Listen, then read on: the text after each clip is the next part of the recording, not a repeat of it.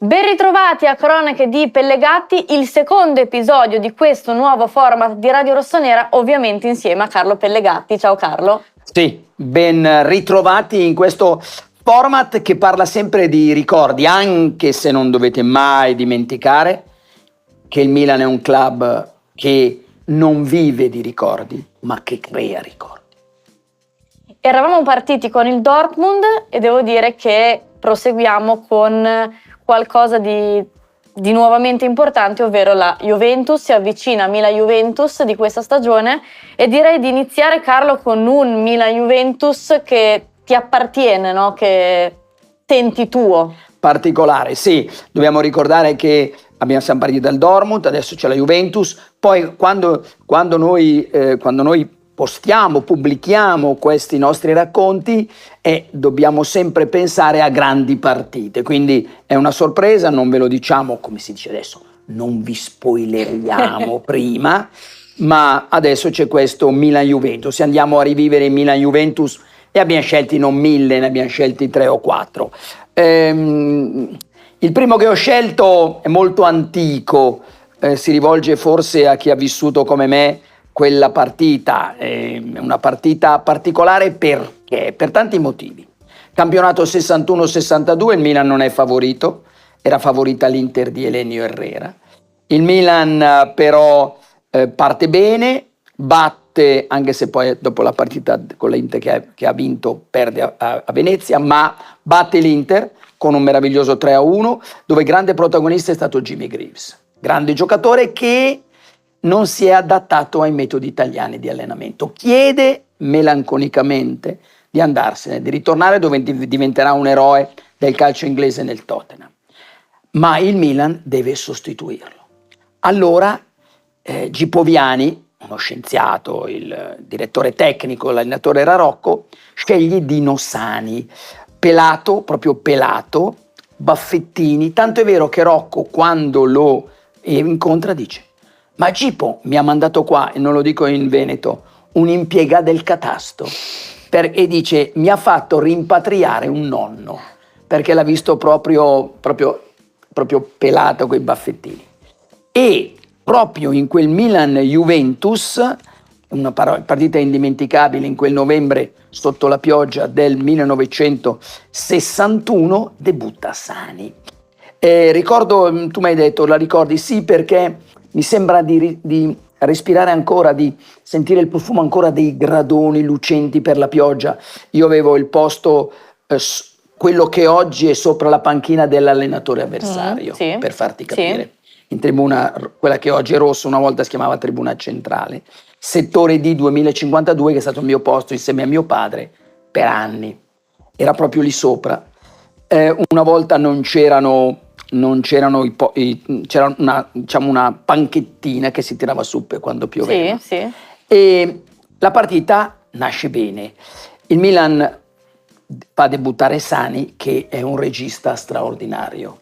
Tutto campo, faceva viaggiare la palla, veramente un cervello. Rivera, ispiratissimo, e là davanti Altafini, che realizza nel 5-1 finale 4 gol. Il difensore centrale della Juventus era Bercellino, che purtroppo non ci capì nulla. Una volta, Beatrice, adesso sono i 3 difensori o i 4 difensori. Ancora prima c'era il libero, sì, e lo stopper. Un ruolo che mi ha sempre affascinato, perché il libero, no? Ecco, ma allora non c'era ancora il libero o lo stopper, e Altafini, col dribbling che aveva, tu metti Leao centrale. Sì. Quando andava non aveva poi il libero, prendeva, superava Bercellino e andava e superava l'avversario con un dribbling, e poi davanti al portiere superava anche il portiere e la metteva in rete.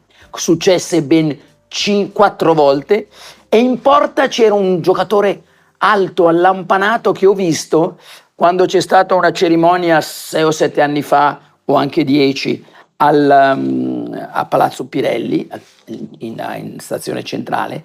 Mario Liberalato, un portiere altissimo, perché non giocava Ghezzi. E il Milan vinse 5-1. È un bel ricordo, anche se penso Bea, tu avrai visto tutto. Io 5 gol alla Juventus a San Siro negli ultimi anni. Penso che gli ultimi 5 gol, gli ultimi 5 fossero proprio di quel 61, quanti sono passati anni? 62 anni? Anche un po' di più forse. Sì. Ecco, quindi 62, sì. 62 anni, e quindi È un 5 gol. risultato importante, no? Sì, perché poi fu un viatico, si inserì bene Sani, Altafini giocò un grande campionato, vincemmo il campionato e fu la base per poi vincere la Coppa dei Campioni l'anno dopo. Quindi direi che il Carlo tifoso quel pomeriggio è andato a casa molto felice. No, molto bello, è un bel ricordo, cioè proprio perché li ricordo come adesso, quei gol di Altafini scatenato, era il mio idolo. Io avevo 2 idoli, da piccolo Buffon, il Buffon Sì. del Milan, il portiere, perché facevo il portiere, e Altafini, avevo tutte le foto, tutte, diciamo, a scuola, sui libri di scuola mettevo le immagini di Altafini. Era il tuo giocatore del cuore. Sì, diciamo. sì, io sei Altafini. Facciamo qualche passo. Attenzione, io sbagliamo, per noi era Mazzola, nessuno lo sapevi questo? No. Si chiamava Milan ha comprato Mazzola, non Altafini. Mazzola perché? Perché in Brasile lo chiamavano così perché assomigliava, e in effetti assomigliava, a Valentino Mazzola, che purtroppo è scomparso nella tragedia di Superga. Infatti quando io dico Altafini adesso, ma per noi era Mazzola, nessuno lo chiamava Altafini. Carlo, facciamo qualche passo in avanti, andiamo avanti di qualche anno, tanti anni, e andiamo ad un Milan-Juventus altrettanto importante, con un risultato altrettanto importante, ovvero un bel 4-0, 12 marzo 1989. 12 marzo 89, il Milan batte 4-0 la Juventus, e anche lì ti dico che dopo i 5 gol del 61 non credo che abbiamo dato 4 gol alla Juventus gli anni dopo. Spero, io non sono bravissimo in statistiche, ma penso proprio che sia così. È stato un risultato molto largo. Molto largo, e era il Milan che si stava preparando a entrare nella leggenda, perché era la stagione 88-89.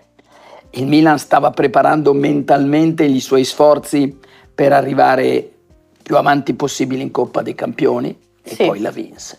Quindi 15 giorni prima della epica partita anche se il Milan non la vinse, a Madrid contro Real Madrid, e poi l'epica del 19 aprile dell'89, quindi praticamente un mese dopo, quando battemmo 5-0 il Real Madrid con il famoso gol di Carlo Ancelotti. E lì fu la grande partita di Mannari, che lì si chiamava Lupetto Mannari. Gullit non lo aveva soprannominato così? Non lo ricordo questo, perché sì, chi è che lo soprannominò Lupetto Mannari. Il Milan fu fortunato perché ci fu una deviazione che mise la palla, Taccone non riuscì a fermare il tiro di Van Basten, che si era liberato in maniera meravigliosa. Poi ci fu il secondo gol, un altro gol molto bello. Tu ricordi il gol di Evani. Ti ricordi l'azione? Sì, molto bella. L'ho rivista molto. Hai visto? Sì. Proprio, poi dopo anche sentiamo, mi sembra ci sia la sorpresa. L'azione molto lunga e un bel tiro al volo.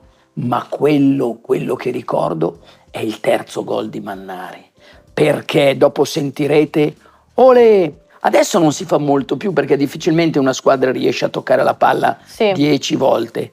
Lì allora il Milan la toccò, olè. Una sorta di supremazia. Dio mio, poi arrivò in cross dal fondo, e il colpo di testo in tuffo di Mannari. Bellissimo il gol in tuffo. Bellissimo, e poi Mannari ancora in contropiede realizzò il quarto gol. Ma prima sentiamo i commenti o prima sentiamo i gol? Sentiamo prima i gol. Direi di andare a sentire prima i gol. Sentiamo i gol e poi i commenti.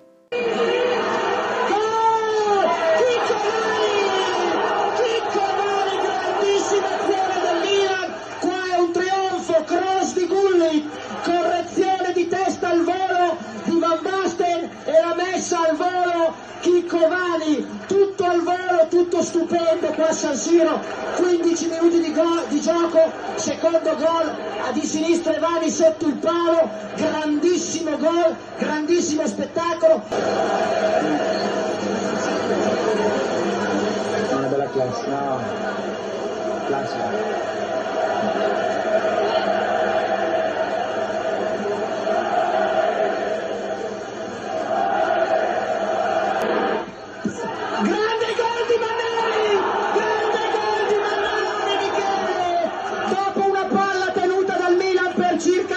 minuti, un'incursione fantastica di Donadoni, palla in mezzo, in tuffo, Lupetto l'ha messa, Lupetto, urlo agghiacciante, grandissimo gol per il Milan, fantastico gol, 3-0, Lupetto Mannari.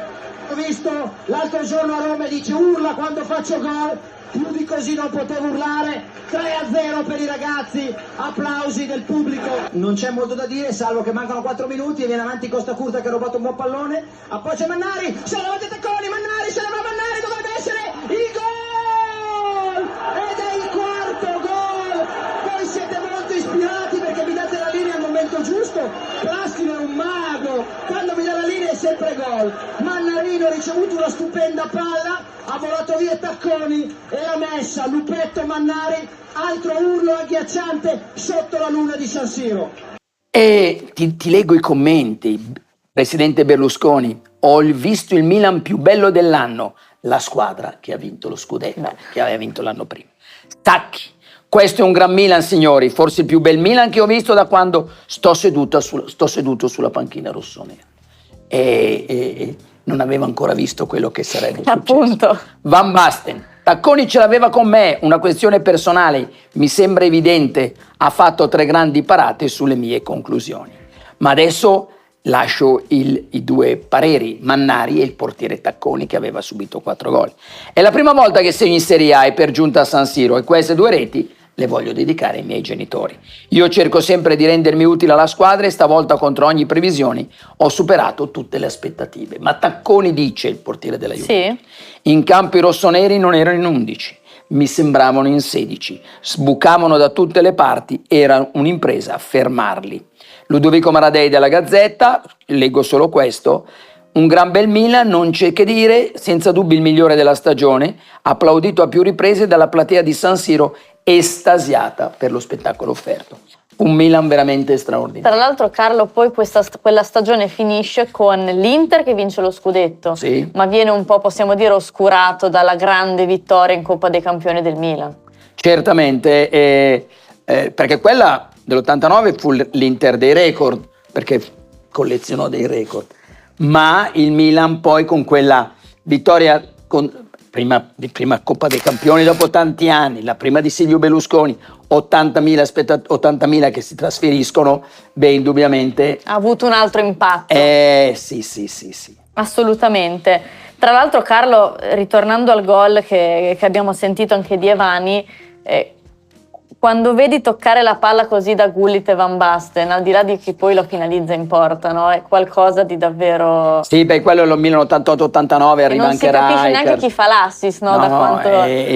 Lì abbiamo toccato dei vertici straordinari, anche se in campionato io continuo a dire che il Milan dall'ottobre-novembre circa dell'89 al 90, quando poi Milan perse una partita, poi perse il campionato, ricordiamo, dal Napoli, quel Milan lì, quei 3 o 4 mesi di Milan, anche lì sono stati inebrianti. Insomma, quando ognuno ha il suo Milan inebriante, vuol dire che è stato tante volte un Milan. Direi di sì.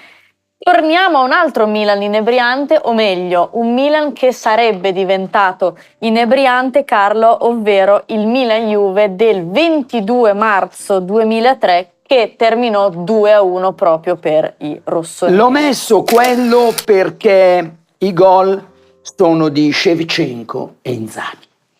Perché allora, perché sai che bisogna sempre discutere, no? Tu prendi Shevchenko e Inzaghi, ma possono coesistere. La grande tematica di quegli anni fu, io ricordo. Si pestano i piedi. Allora ho detto, si sono pestati, hanno, tra virgolette, ovviamente pestato gli avversari.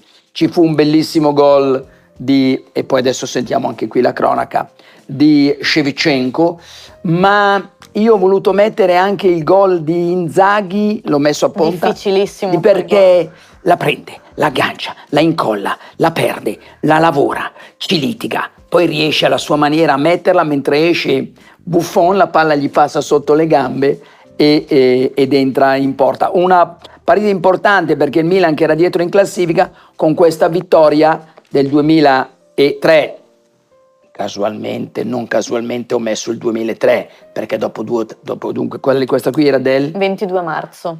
aprile, maggio, dopo 2 mesi e 10 giorni vinciamo con la Juventus. C'è un Milan-Juve. Però il Milan voleva cercare di avvicinare la Juve e in effetti questa vittoria lo porta a 5 punti, che a marzo può ancora andare bene. Sentiamo il gol e poi leggiamo i commenti. Viene avanti ancora il principe guerriero che appoggia a Rui Costa che gioca sulla fascia, parte dalla fascia di destra. Attenzione Rui Costa che va dentro questo pallone in posizione regolare. Sheva potrebbe darla al tipo. Sheva mette in mezzo, ancora Sheva, non tira, Seedorf, il gol, Sheva 1-0 al terzo, Andriy Shevchenko, Andriy, vento di passione, Shevchenko 1-0 per i ragazzi, 1-0 per i ragazzi, Andriy Shevchenko, Andriy, vento di passione. Andriy, vento di passioni, 1-0 per i ragazzi, grande Milan, 1-0 al terzo, rivediamo, pallone, Andriy, vuole darla a Pippo, lo vede, gli passa il pallone, lo guarda, Buffon interviene, riprende Sheva, tutti noi aspettiamo, cosa vuol fare? Passala a Seedorf, no non la passo, la vuole dare, ma non la tiro e la mette morbida ed è 1-0 per i ragazzi. E Rui Costa che appoggia a tempesta perfetta Nesta ancora Pirlo, Campanellino lavora la palla, mette in mezzo morbida Pippo cerca di azionare, Pippo e poi la palla, Pippo, alta tensione 2-1, grande gol di alta tensione, grande gol, Pippo mio, e vai vecchio Milan, vai, guardalo lì, alta tensione, positivo, come una pila, grande lavoro, grande torsione scopadea, ricordavo il scultore del V secolo, lo riguardiamo, Pippo che ferma il pallone, dato che lui non ha i piedi buoni lo ferma, poi in torsione, cerca e mette la palla tra le gambe di Buffon, che gol, Pippo tensione, primo gol alla Juventus. Era un Milan che non andava molto bene in campionato e cioè quelli che adesso lodano Ancelotti come il più grande allenatore della storia, eccetera, eccetera, non si ricordano che Ancelotti era contestato in quel periodo lì.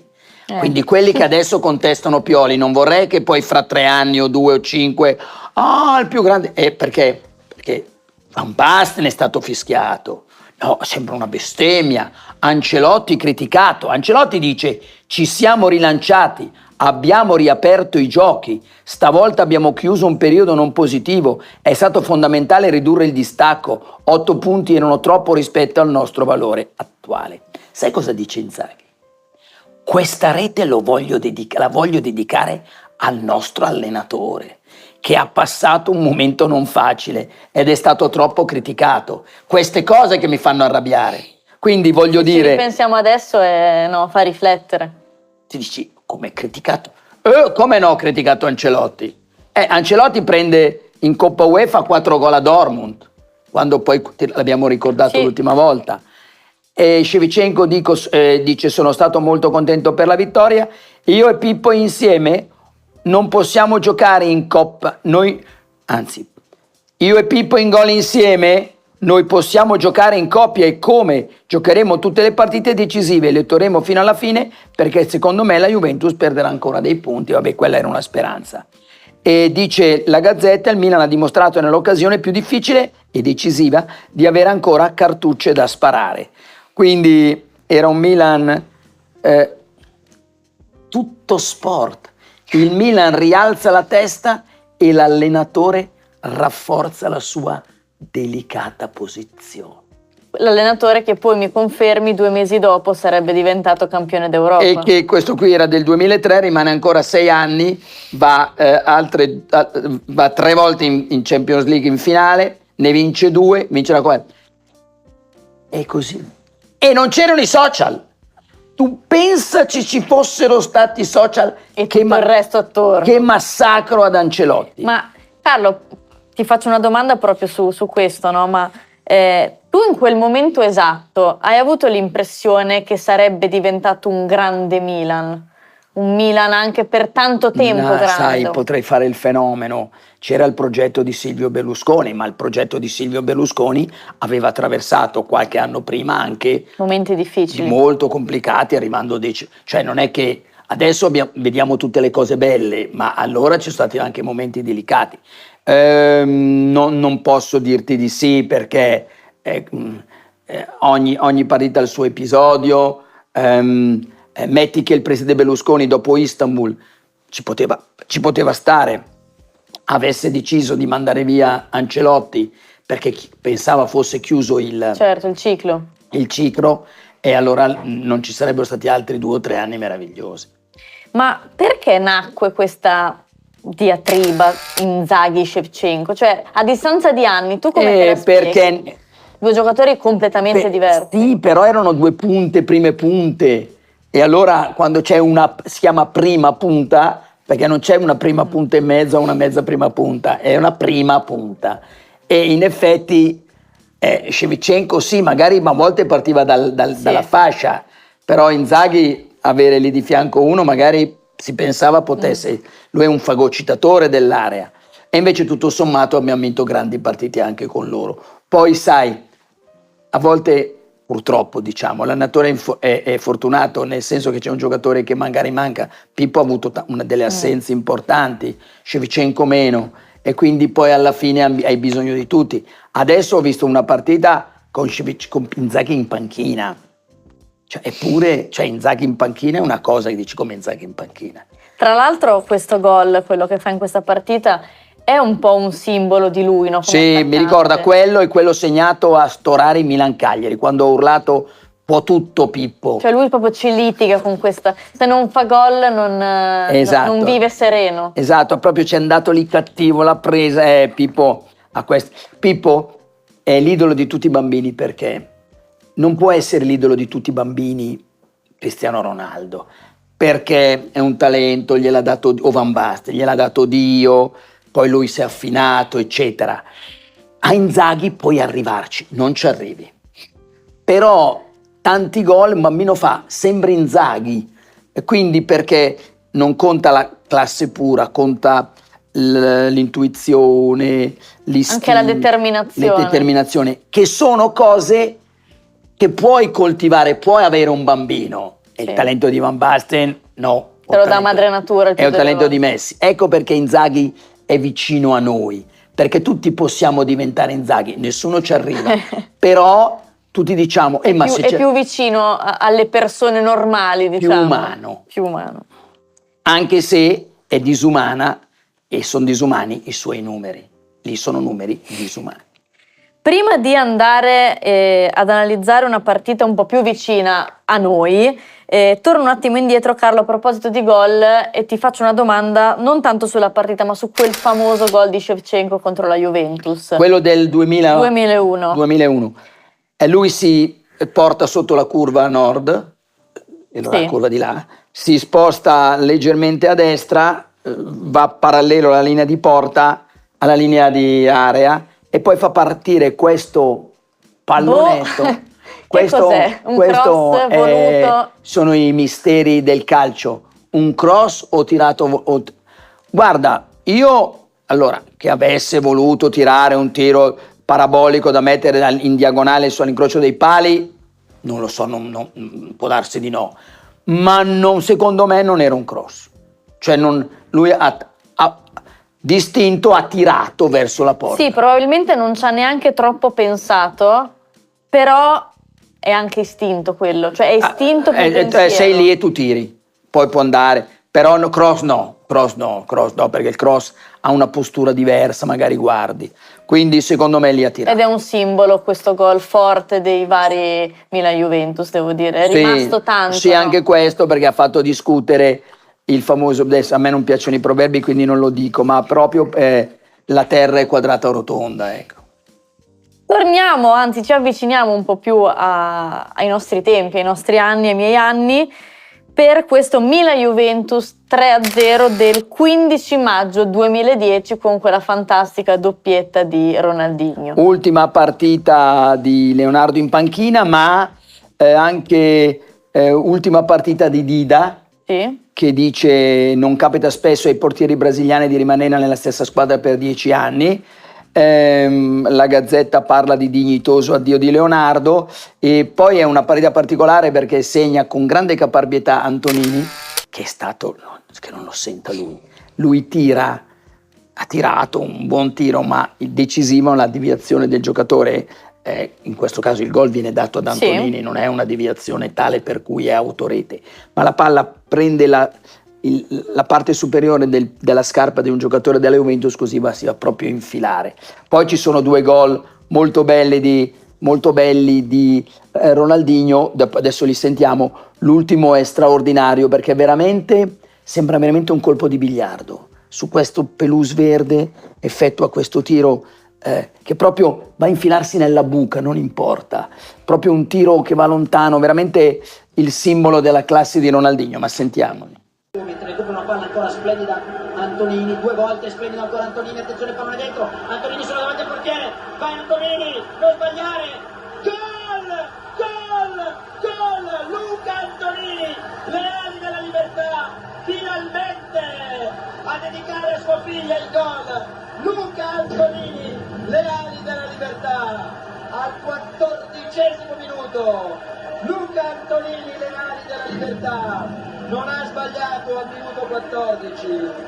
Willy Wonka gli dà il gianduiotto buono e lui là se lo mangia battendo Buffon. Sbaglia tutto ancora, Poulsen può recuperare la palla, il Milan con Ronaldinho, punta Ronaldinho, attenzione, pallone dentro, sbaglia, poi recupera la palla ancora, dentro per Pato, Ronaldinho solo davanti al portiere, il tiro, gol! Momento caldo, momento bello, momento caldo, momento bello! Momento caldo, momento bello, Ronaldinho, l'eroe del destino, l'officina del fantastico. Grande azione di Ronaldinho che caparbiamente, 1, 2, 3, 4, 5, voilà, l'eroe del destino. Attenzione Willy Wonka che da dentro a Pato, Pato attaccato da Chiellini in maniera regolare, viene avanti ancora Trilli Campanellino, poi vede, punta lui, viene avanti lui, che poi appoggia Zambrotta fa metri su metri, può mettere in mezzo Moito, pallone dentro, libera Zeminà dove c'è Ronaldinho in dell'area, entra in area, Ronaldinho il tiro, gol, una magia, momento caldo, momento bello, momento caldo, momento bello, ha messo un pallone morbido, momento caldo, momento bellissimo. Ronaldinho ha dipinto una prodezza, l'ha messa là con una delicatezza, con una morbidezza, con una soffice, un gol bellissimo, un tocco ed ecco il club brasiliano, un appoggio, l'ha messa là con una precisione degna dell'arciere di Sherwood, delicato signori, Ronaldinho che verrà ammonito, momento caldo, momento bello al minuto 22. Un giocatore, Carlo, dalla classe immane che forse il milanista si è goduto poco, no? Perché si dice che i primi anni di Ronaldinho, ovvero gli anni al Barça, sono stati migliori, però credo che abbia comunque fatto innamorare di sé comunque San Siro, no, Ronaldinho? Sì, lo ricordo con grandissimo piacere, un giocatore che, sai, giocava in un Milan, io l'ho visto, cioè a Bologna vinciamo 4-1 in un Milan dove c'era Beckham, dove c'era appunto Ronaldinho, Pato, è entrato Inzaghi, era un Milan veramente ricco di campioni e è uno dei tanti che Silvio Berlusconi ha colto come opportunità. L'ultimo forse è stato Ibrahimovic. Come opportunità abbiamo preso Rivaldo, come opportunità abbiamo preso Ronaldinho, abbiamo preso Balotelli, prima Ibrahimovic, Ronaldo, e il Milan è l'amante del Baggio che in quel momento non si trovava bene a Torino con la Juventus, erano le grandi opportunità, ma voglio ricordare che fu la partita di addio al calcio anche di Beppe Favalli, che io chiamavo il cardinale Mazzarino perché aveva il pizzettino, no? Sembrava veramente il cardinale Mazzarino, e fu l'addio senza grosse lacrime da parte sua, ma un applauso perché è stato un giocatore molto serio, molto posato, molto bravo. Sì. E ecco, così per esempio sono gli acquisti, le opportunità colte dal Milan di Adriano Galliani. Abbiamo rivissuto questi Milan Juventus, abbiamo messo quelli con tanti gol, 5, 4, 3, perché vedi anche negli anni dal 2013 in avanti era un po' complicato. è già la vittoria dell'anno scorso con Diaz e che ha segnato il secondo gol, è stato già importante. Però grandi goleade della Juventus non gliele abbiamo E mai infatti date. abbiamo ricordato quelle del passato proprio perché appunto non è facilissimo. No, con la Juventus ho guardato io, non ci sono mai grandi vittorie, non ce ne sono mai tante come numero, ma anche come qualità di gol, o meglio come quantità di gol. Carlo, io ti ringrazio, ti saluto, ti do appuntamento e vi do appuntamento al prossimo Cronaca di Pellegatti. Un saluto a tutti.